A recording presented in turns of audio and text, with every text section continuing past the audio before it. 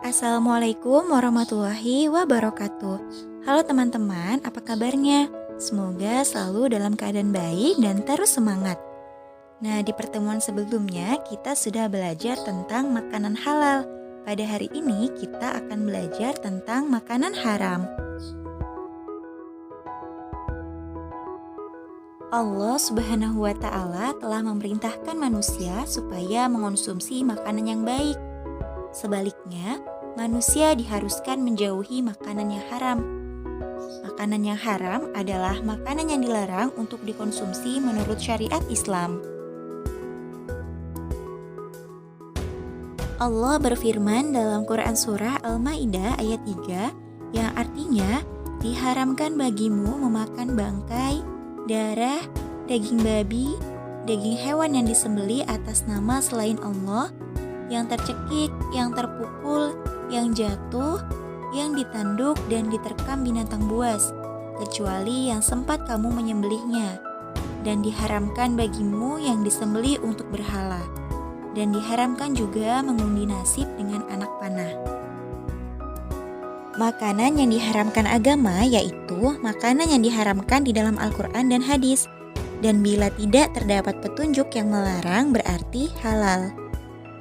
Nah, haramnya makanan secara garis besar dapat dibagi menjadi dua macam, yaitu haram aini dan haram sababi.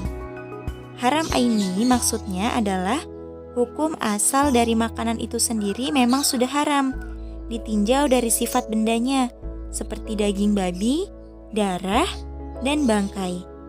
Haram karena sifat tersebut ada 3, yaitu yang pertama berupa hewani, yaitu haramnya suatu makanan yang berasal dari hewan, seperti daging babi, anjing, ulat, buaya, darah hewan, nanah, dan lain-lain. Dan yang kedua berupa nabati atau tumbuhan, yaitu haramnya suatu makanan yang berasal dari tumbuhan, seperti kecubung, ganja, serta daun beracun.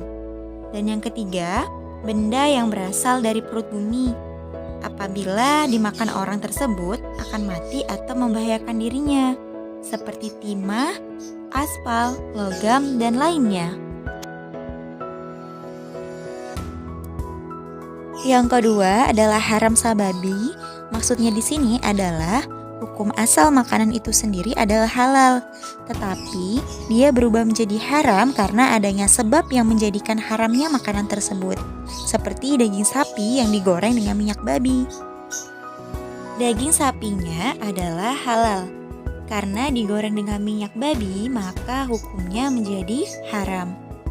Nah, haram sababi juga ditinjau dari hasil usaha yang tidak dihalalkan oleh agama. Yang pertama, jika makanan yang diperoleh dari usaha zolim seperti mencuri, merampok, korupsi, menipu, dan lain-lain, maka makanannya menjadi haram. Dan yang kedua, jika makanan itu yang diperoleh dari hasil judi, undian harapan, taruhan, menang judi, maka makanannya pun juga menjadi haram. Yang ketiga, hasil haram dari penjualan makanan haram. Contohnya, seperti misalnya seseorang menjual daging babi, kemudian uangnya digunakan untuk membeli makanan yang halal. Nah, uang tersebut haram, ya. Dan yang keempat, hasil haram dari membungakan uang atau yang biasa kita sebut dengan riba, yaitu menggandakan uang. Uang hasil penggandaan juga hukumnya haram.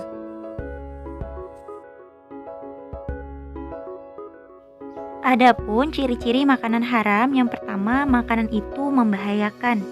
Yang kedua, melemahkan dan merusak akal. Yang ketiga, mendatangkan kerusakan terhadap manusia, baik jiwa ataupun raga. Yang keempat, memabukkan. Dan yang kelima, menjijikan. Masih ingatkah teman-teman tentang arti dari Quran Surah Al-Maidah ayat 3? Nah, kita akan membahas tentang beberapa jenis makanan yang diharamkan. Yang pertama, bangkai binatang. Bangkai binatang itu haram, kecuali ikan dan belalang. ikan yang dijual di pasar itu sudah mati, sudah tidak bernyawa, tetapi dia halal dan boleh dimakan, kecuali ikan yang sudah membusuk, tidak baik untuk kesehatan.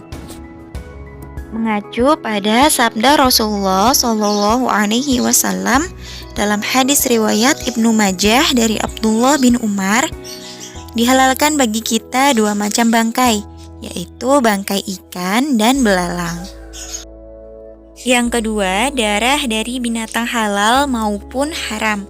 Meskipun sudah dimasak, seperti gambar yang di depan tadi, yang mirip dengan daging hati dan limpa, itu hukumnya haram walaupun dari binatang halal sekalipun. Yang ketiga, makanan yang buruk, menjijikan, atau najis seperti kecoa, lalat, tikus, cacing, kutu, dan lain-lain. Yang keempat, daging babi, termasuk di dalamnya kulit, tulang, dan semua bagian dari hewan tersebut adalah haram. Yang keenam, makanan yang membahayakan, contohnya makanan yang mengandung racun, mengandung alkohol, dan makanan yang basi adalah haram.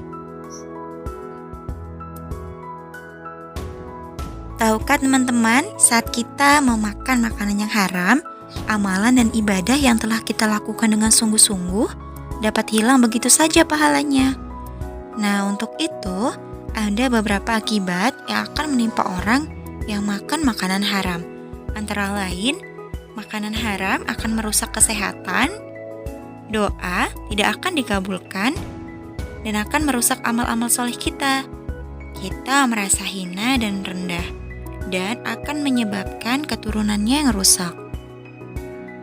Nah, teman-teman, dari beberapa makanan yang diharamkan oleh Allah, ada isyarat hikmah yang terkandung di dalamnya. Hikmah yang terkandung yaitu yang pertama, minuman yang memabukkan diharamkan karena di dalamnya itu mengandung zat etanol atau metanol yang sifatnya adalah racun, sehingga akan membahayakan kesehatan manusia, terutama akan merusak jaringan otak dan saraf. Yang kedua, diharamkannya babi, karena di dalamnya mengandung cacing pita yang dapat tumbuh dalam lambung manusia dan akan merusak alat pencernaan. Yang ketiga, kenapa diharamkan bangkai? Karena bangkai akan memungkinkan mengandung mikroba-mikroba atau baksil yang akan meracuni dan merusak tubuh manusia.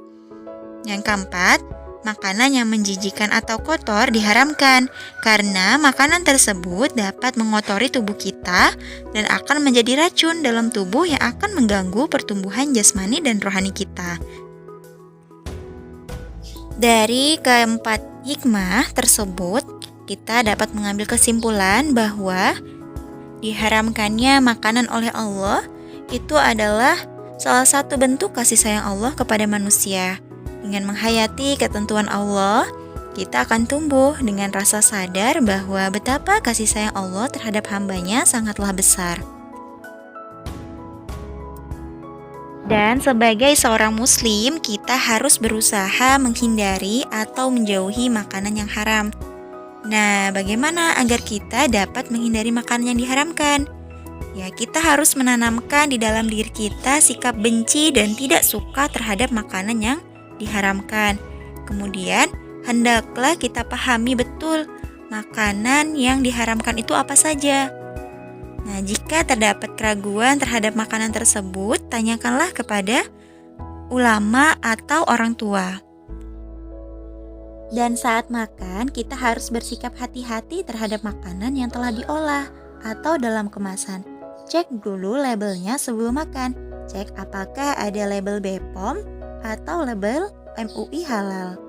Nah, tanamkan keyakinan di dalam diri bahwa makan sesuatu yang haram akan merusak dan membahayakan jiwa kita. Dan kita harus menjauhi pergaulan yang mengarah pada makanan yang haram. Ayo kita selalu menghindari makanan yang haram, karena dikabulkannya doa kita, amalan soleh dan kesehatan kita bisa dipengaruhi dari makanan yang kita konsumsi setiap hari. Nah, teman-teman, rangkumlah materi pada hari ini dengan bahasa kalian sendiri ya. Sampai jumpa. Wassalamualaikum warahmatullahi wabarakatuh.